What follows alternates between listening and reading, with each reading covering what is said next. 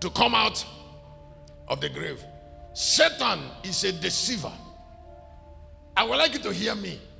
The guy has to steal before he kills. And he has to kill before he destroys.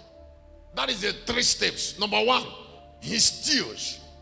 Now, before, a lot of people are not dead physically, but they are stolen.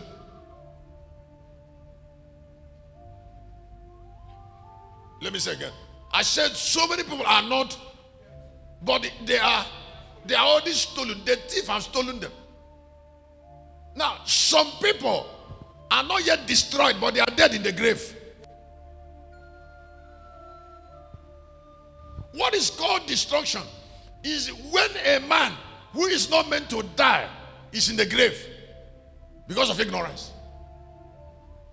When a man who is not meant to die is in the grave, please, let me tell you something very precarious.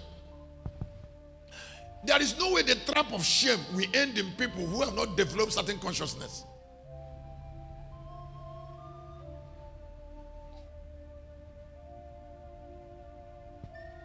When this boy came, this Ifani, when he came to my office and was telling me the story he told me, I won't tell you the story. I look at him and said, you need a consciousness that make you respect your sweat.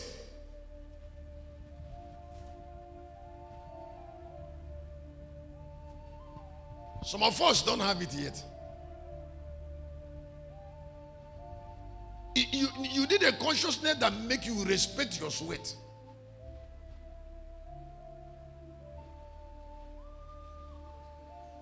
That you are in a prayer room and somebody who doesn't have understanding of the way the day counts also enter into the prayer room there and be doing the body like an idiot.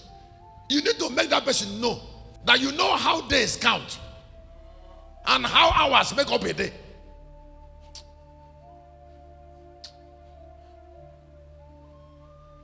Because if you don't play with hours, if you play with hours, hours will bring days to you. And if you play with days, days will bring weeks to you. And if you play with weeks, weeks will bring months to you. And if you play with months, months will bring years to you. And if you play with years, years will connect you to either heaven or the grave.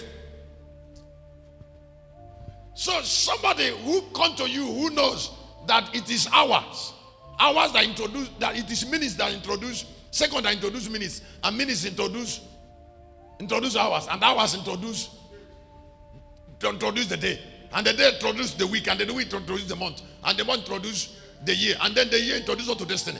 He will waste your 30 minutes without even giving account. What is the spirit? The spirit behind poverty. The spirit behind poverty is one of it is an irresponsible spirit that make people humiliate time. Any human being that slap time must be punished by time. And you know, listen, let me tell you how wicked time is. Time has an unforgiving spirit.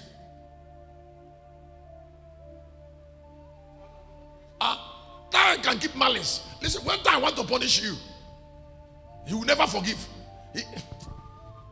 What I mean that time have an unforgiving spirit is that you will never go back to 9 a.m. That's being unforgiving.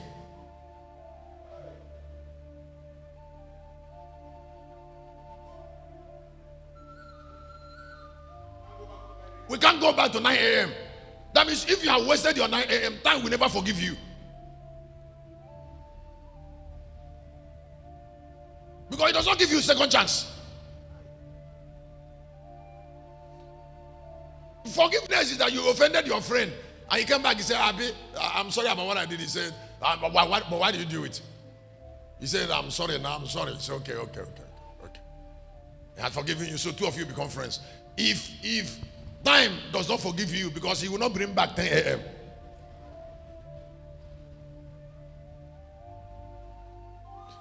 He has already counted that 10 a.m. into your destiny. I say has already counted into, and he's not forgiving it.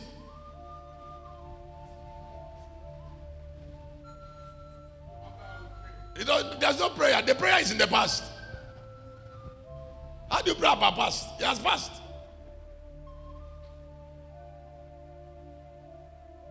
Now that is why the life of time is in light. So light does not tolerate squandering of time. Am I saying something? I said light does not. Now all who are in the grave, who died, their number one sin is that they squandered their time, and then they squandered their lives, and then they hope upon hope, and then they miserably begin to commit into the hand of the unseen God something they're supposed to do for themselves. Okay, did you hear what I said? I said they started committing into the hand of the unseen God responsibility that belongs to man. What I say? I said they start committing into the hand of God responsibility that belongs to man.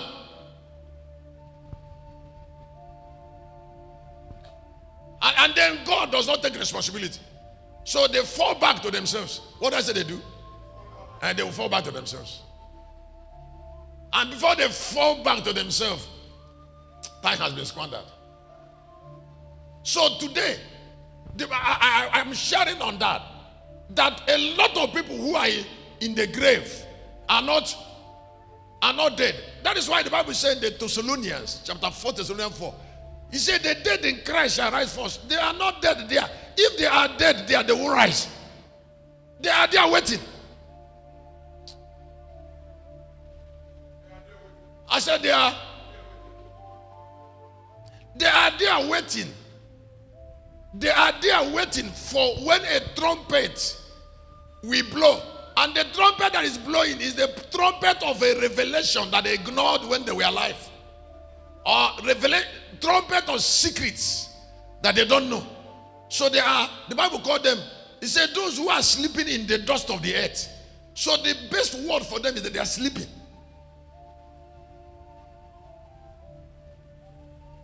There's a difference between somebody who is sleeping and somebody who is dead. Please hear me. Years ago when I came into Lagos, a lady came to me. I've always known, I said, I want to see your husband. So she brought the man. When I greeted the man and we talked and the man left, I called her. I said, how did a lady like you meet this sleeping man?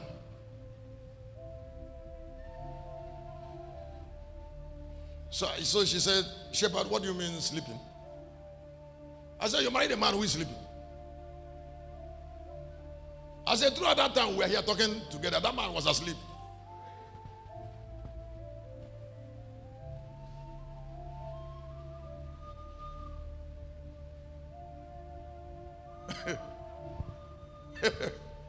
Now the word sleep is synonymous to death.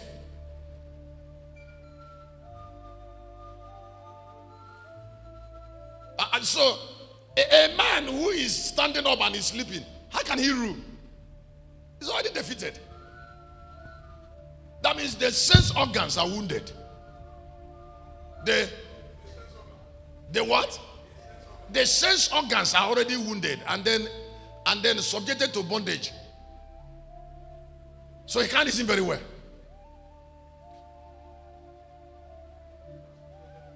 And then they are waiting for a day like today, when somebody that have the divine kinetic energy of immortality shall stand on the platform of fire and revival to say, all of you who are in the grave, I command you now by thunder and fire to come out of the place of bondage. And then they will hear the voice of the Lord. The Bible said, those that hear shall live. Those are here. If you are hearing my voice, excuse me, Tinubu and Joe Biden, Putin, all of them need help from agents of light. I said they need help. On behalf of him who is Lion of Judah, I know that they need help this morning. That is why they are already made subject to death even as presidents.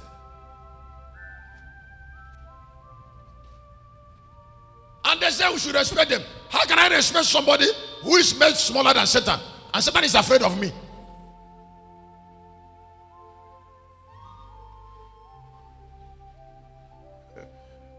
I know some of you thinking you think that maybe I have come to, I want to be bold. It's not bold.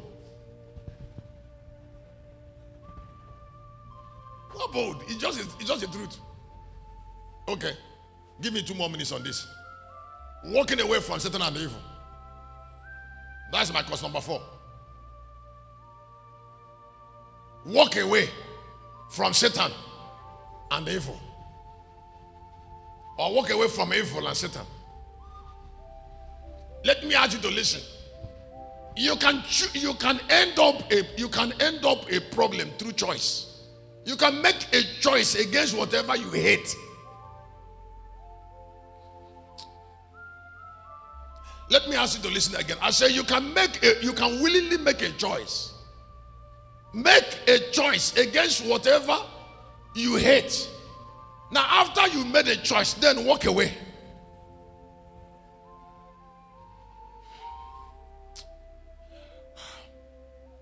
Let me ask you to listen. I want everybody that is hearing my voice to walk away from poverty. I want everybody that is hearing my voice to walk away from sickness. I want everybody that is hearing my voice to make choice against death. I want a woman that wants a child from the Lord hearing my voice to make up her mind to walk away from barrenness. Walk away from marriage delay. Listen, even if you can't run away, take a step against every day. Take a step against. Somebody said, take a step against. I didn't hear you. Every day of your life, beginning from now, take step against poverty willingly. If you wake up in the morning, you take a willing step against shame. If you go home in the night, you take a willing step against death, against infirmities. Do you know how many steps you would have taken in 1 month consciously? I am not going to go into the steps now, but I am telling you, because going into the steps will really take me a lot of time and delay the work clock. It's already attacking me, and it's already attacking me. Now, this work clock you see has kept 12 o'clock in the past. Unforgiving.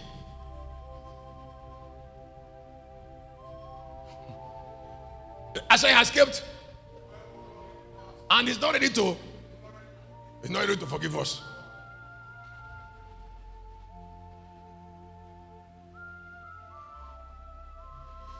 This separation is what makes a billionaire from a poor man, a pauper.